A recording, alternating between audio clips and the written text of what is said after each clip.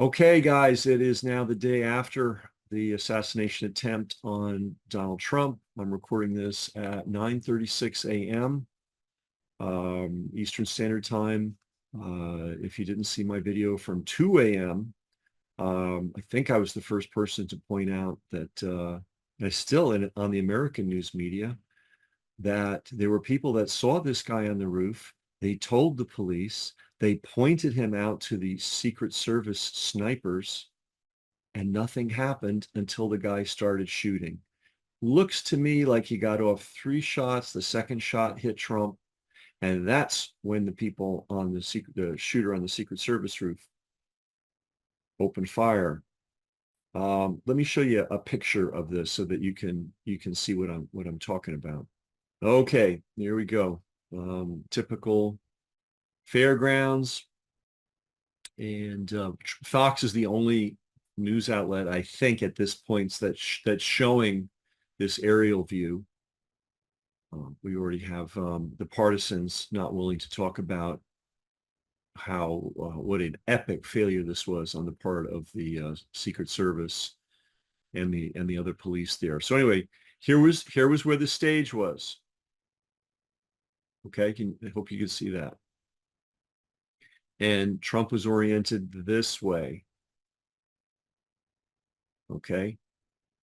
Just outside of the grand security perimeter run by the greatest security professionals on the planet was a building.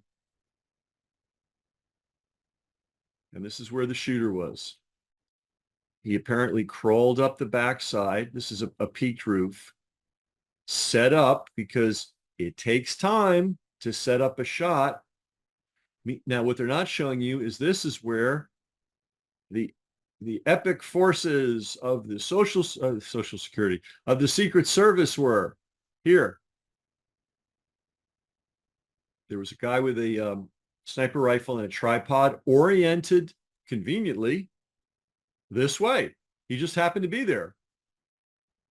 And it looks to me like there was a second guy, probably a spotter. And there were a whole bunch, as you can see from our original video from 2 a.m. this morning, there were a whole bunch of people out here. They were having some kind of a party or something. And they were pointing out to the local police that were here and pointing to these guys. There was a spotter, because they said actually that snipers work in pairs, the shooter and the spotter. And these folks said they saw the spotter with the binoculars looking in their direction, and they were waving frantically to him, pointing this guy out.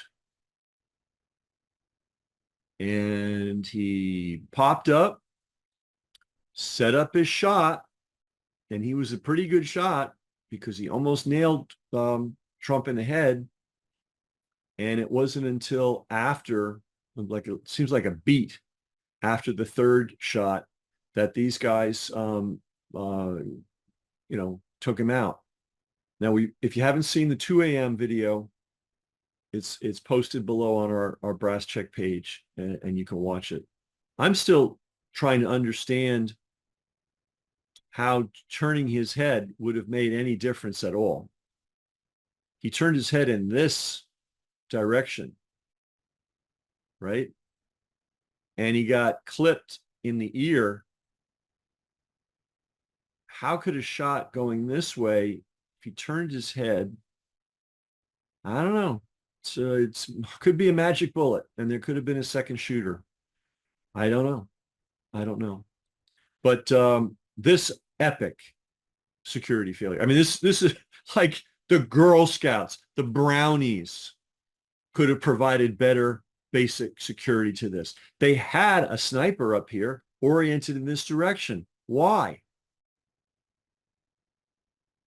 I mean, I know why they needed snipers on the roof, but if he was oriented this way and the spotter was looking this way, and there were people here waving frantically and telling the local police that there was a guy on the roof, and if you don't believe that, we have the video, it's below. What took these guys so long? It's almost like they waited. Again, remember, he had to set up his shot. There's nobody on earth that could just pop up and crank out 3 rounds and with pretty good accuracy. That doesn't exist, certainly among a 20-year-old. But I don't know who could do that. You need to set your shot up. So this guy had time to set up the shot. There was a guy with binoculars looking in his direction. There were people in here waving and telling the cops verbally and visually, telling the spotter there's a guy on the roof, but somehow they didn't see him until he had a chance to take his 3 shots. You tell me how suspicious this is.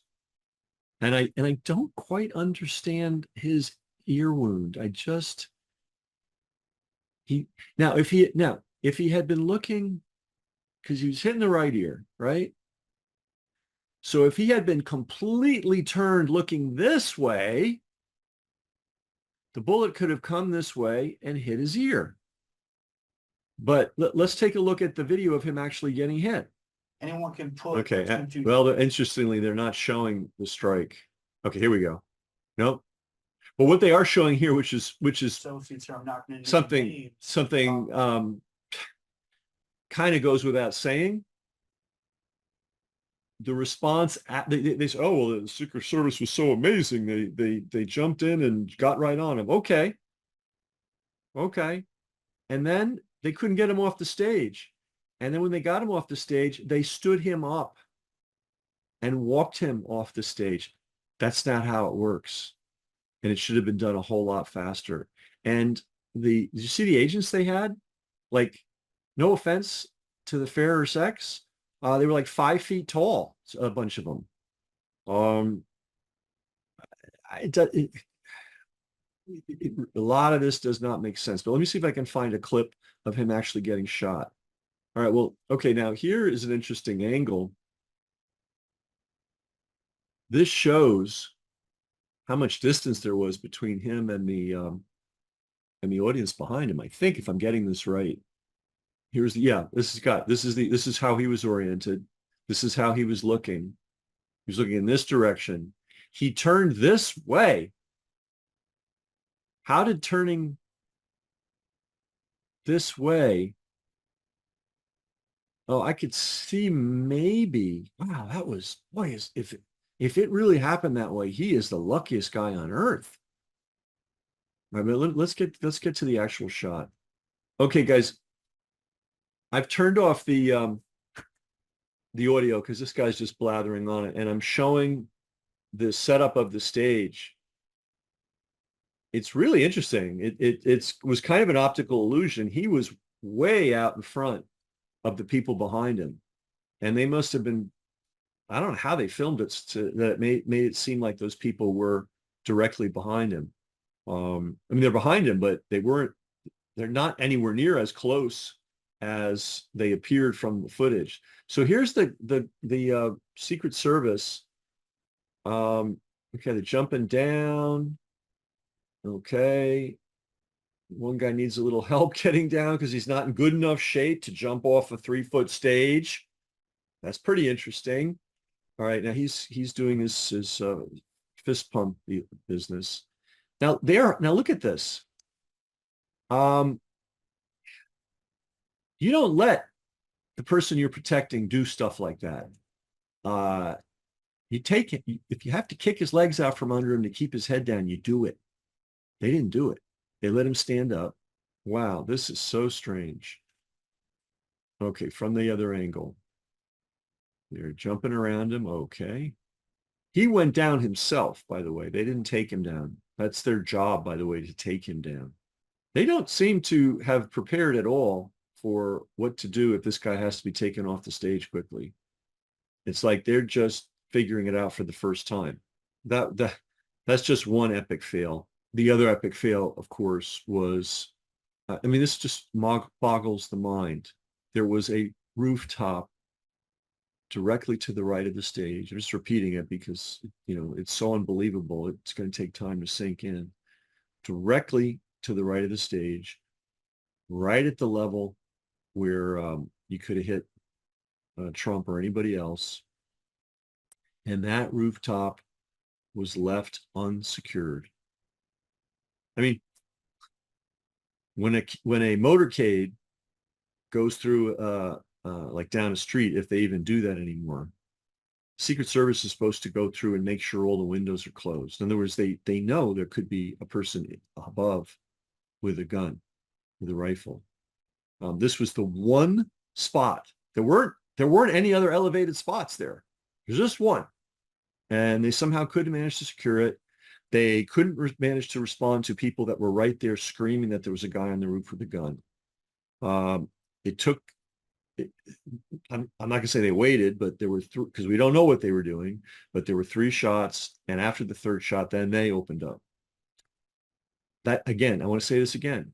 The guy that was on the roof needed time to set up his shot. He had to have been there for a few seconds at least. And he had no spotter, and he's just 20 years old.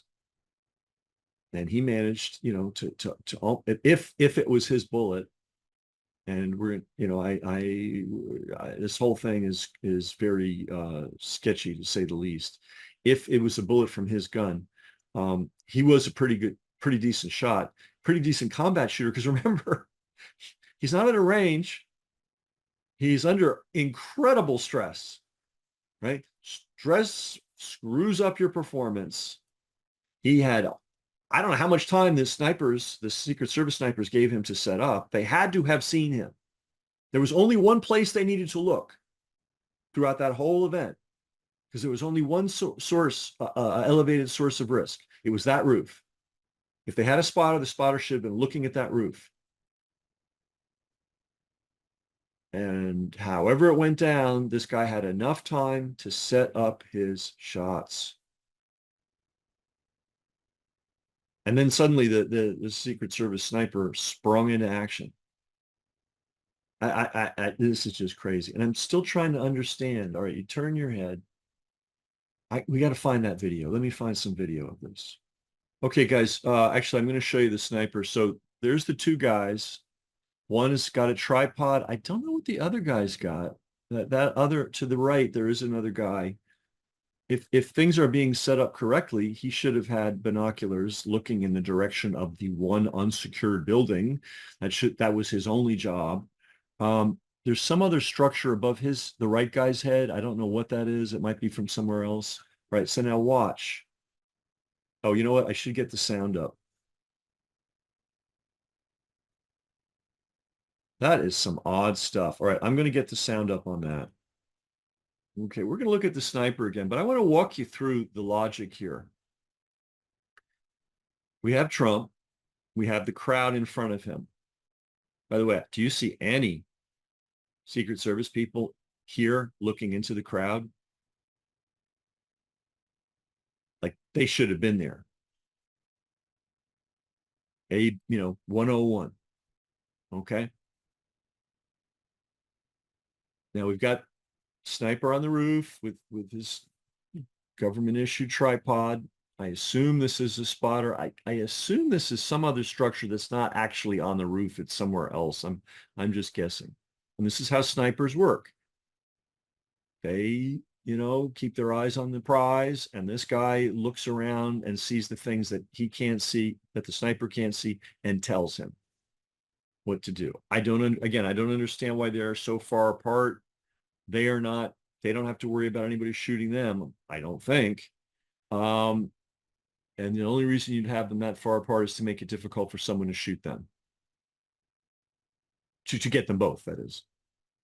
I don't know if this angle is accurate, if it's an optical illusion, but they look awfully far apart, and that communication isn't that easy. Maybe he's got a headpiece, maybe he's got a microphone, I don't know. But the point is, there was a sniper on the roof oriented in the correct direction. Now, the only thing that they would have been oriented to would have been that building, 100 yards, give or take, directly to the right. So they were looking there. I presume that's what they were there for. And my question is, why didn't you just put somebody on that roof so that nobody could crawl up the back of it, take a position and shoot? That would have been very efficient. They knew enough that there was a risk to have a sniper and a spotter here. And now think about this, guys. Now, maybe this guy had been oriented towards the crowd, because that's kind of one of the orientate. Maybe there was somebody else somewhere else oriented towards the crowd. Maybe he had to pick up his tripod and reorient it based on the threat he was hearing about. And if you don't know about the threat he was hearing about, we seem to be the only U.S. news outlet at this point that has the video showing that there were people screaming there was a guy on the roof with a gun. All right, so let's follow this now a little bit here.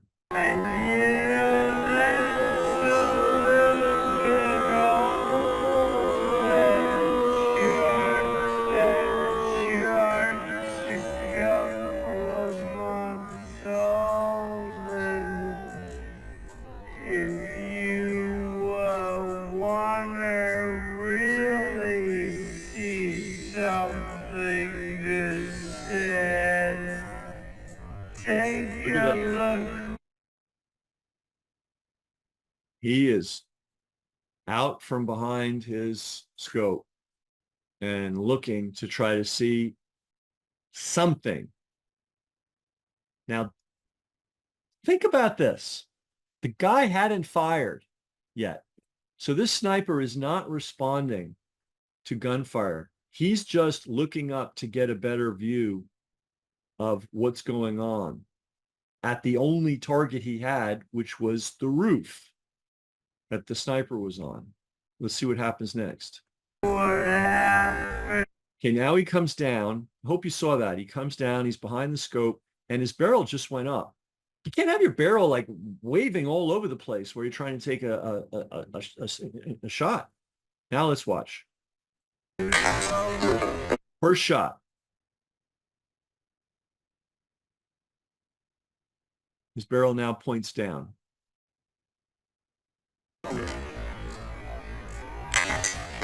Second shot. His barrel's pointing way down. This guy, I don't know what he's doing. He's like taking cover. Okay. Yeah, take cover, boy.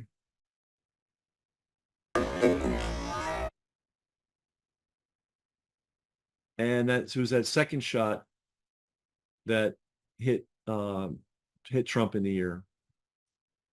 Now let's watch the Secret Service pounce on him. This guy's pretty fast. Must have been a football player or something. That's the third shot. Oh, here we go, one more time.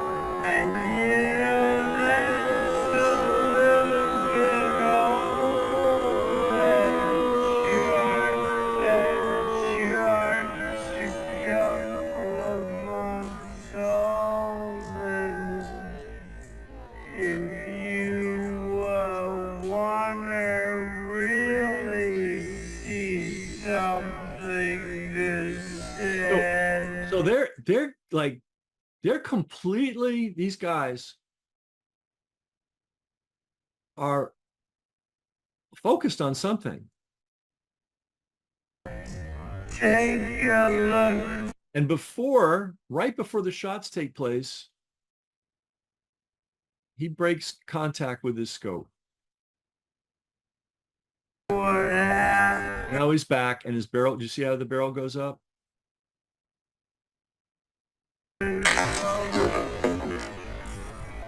And you saw how the barrel went down. That was the shot, first shot, I think. No, that was the third shot. I don't know. If you see this in real time, first shot didn't hit him, second shot hit his ear, then there was a third shot. But I don't see how that sniper on the roof could hit anything. But let's listen again to the post sniper shots that happened. All right, here we go. It's much closer. Okay, closer. Take a look what happened. 1, 2, 3. He takes himself down.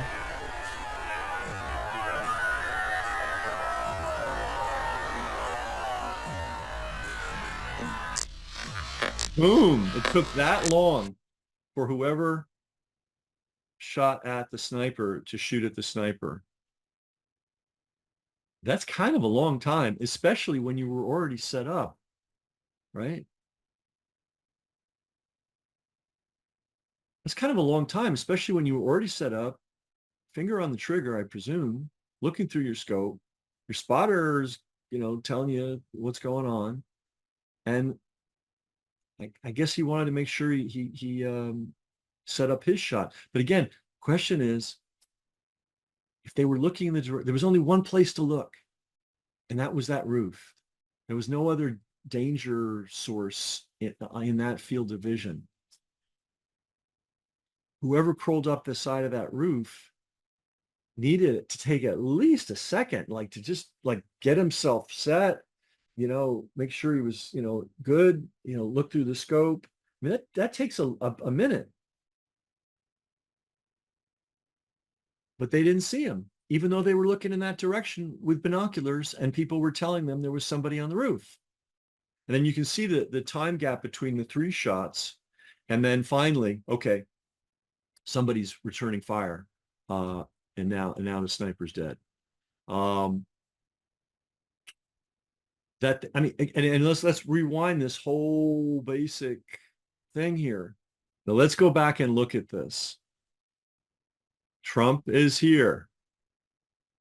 Snipers are here.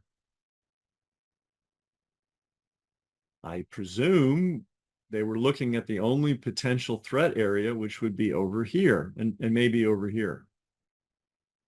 Of course, the way to neutralize that threat would be to put some guys with some donuts camped out on these roofs.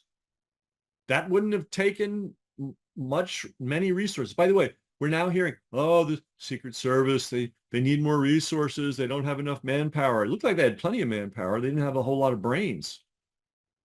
So Trump's here. They say the shooter was here. There were snipers here. And somehow this guy had the time to leisurely climb up this roof while people were watching and screaming there was a man with a gun on the roof, take position, and you kind of have to, you either shot a gun or you haven't. And you just can't like just plop yourself up there and start shooting and be accurate. And he was pretty accurate. And then there was quite a gap between the time, it's like he was given his chance to do his three shots. There was a nice pause, and then somebody, and I'm not sure it was these snipers. It looks kind of weird. You saw it. He's looking up, the barrel's going up. He hunkers down, his barrel goes down. Now his barrel. I mean, that's not how you make an accurate shot. I'm mystified, but it could have happened this way. But one thing we know for sure, there's a dead guy on this roof. They've got a name to him. And Trump appears to have escaped having his head blown off by a couple of millimeters.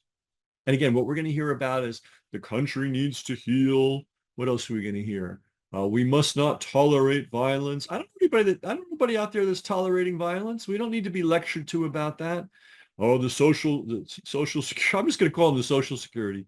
The social security guys on the scene did a marvelous job. That's what CNN's probably saying. Fox is saying they did a bad job, but let's not be too critical. We're going to hear they need more resources. They didn't give enough resources. Well, looked like they had a whole military crew there, in addition to the Secret Service, in addition to the state troopers, in addition to the county sheriffs, in addition to the local cops. I think there was enough people to secure this thing. I wonder, did they have anybody on this roof? I don't know. There's all kinds of questions. But the Girl Scouts, the Brownies, which is the younger group, the Boy Scouts, it would have been the Weeblos. If you'd given the Weeblos, I think that's what they call them. I don't know, whatever. If you gave a Boy Scout who doesn't even have a merit badge yet, and said, secure this area, you could have done a better job than the Secret Service. And we reported that at 2 a.m. this morning, and Fox Didn't get to it until about 9 or 8 a.m. Epic failure, bizarrely incompetent. Um, that guy was a pretty good shot. He must have done some training. Hopefully, we'll find out more information about him. Um, not an amateur, not an amateur. The guys on this roof, the Social Security, Secret Service guys, uh, seem kind of amateur to me. Boy, I could just go on and on and on, but you get the point. This is some bizarre stuff. All right, this has been Brass Check, and again, we're finishing this recording at exactly 10:27 a.m. the day after the assassination attempt. We have a 2 a.m. thing that we created and posted, and that's below, so you can get the whole sequence of events or sequence of our reporting, and it's very mysterious how bad the U.S. reporting is. I'm no expert here, but this is kind of obvious stuff.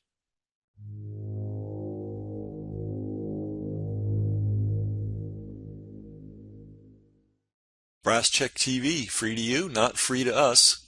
We've got a server bill, we've got an email software bill, we've got a tech helper bill, and that happens every month.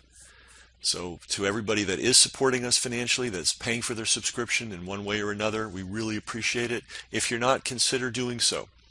Everybody's got money for the newspaper and the cable bill and all that. Do you have money for media that's actually serving you? That's really the issue here. And when you help us, it allows us to get this information out to the world.